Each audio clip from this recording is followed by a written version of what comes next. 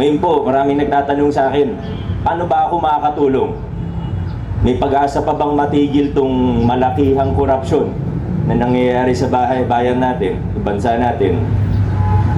Ito pong sasabihin ko, alam kong misinterpret ng iba, pero sasabihin ko pa rin. Sana yung mga, lalo na yung medyo madaling maniwala sa mga propaganda ay makinig hanggang dulo ng maigi. Una sa lahat, gaya ng karamihan sa ating mga kapwa Pilipino, umaasa tayo na may mananagot, na may makukulong sa mga may sala sa flood control at iba pang malalaking uri ng korupsyon sa ating bansa. Pare-pareho naman tayo, ang mayorya sa ating mga Pilipino, gusto nating makulong si Martin Romualdez, gusto nating makulong si Zaldico, at marami pa pong iba. Nandun na tayo eh.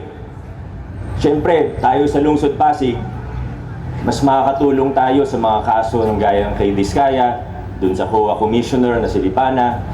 Bakit? Dahil meron tayong personal at institutional knowledge tungkol dun. Meron tayong ebidensya. Hindi lang tayo nagsasalita, may katibayan tayo. Kahit nung wala pang ingay dun, tumutulong na tayo. Nag-case build up na tayo. Pero lahat siyempre, gusto nating mapanagot. Nakita natin kung gaano kalawak na yung pinag-uusapan nating korupsyon. Hindi bago, pero at least ngayon kita na ng taong bayan kung ano ba talagang totoong nangyayari. Galit ang tao. Kaso itong problema,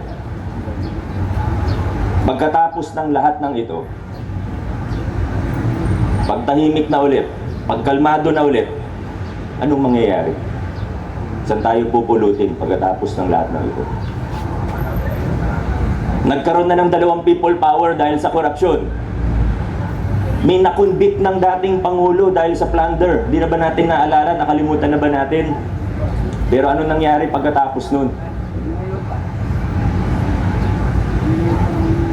Maaaring meron naman kahit papano. May nagbago naman siguro kahit papano.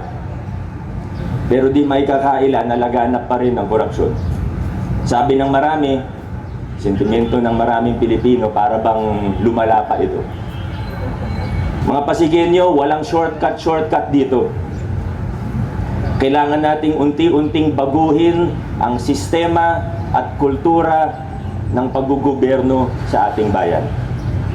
We must start denormalizing corruption and strengthening the institutions that lead to transparency, accountability, and justice. There are no shortcuts.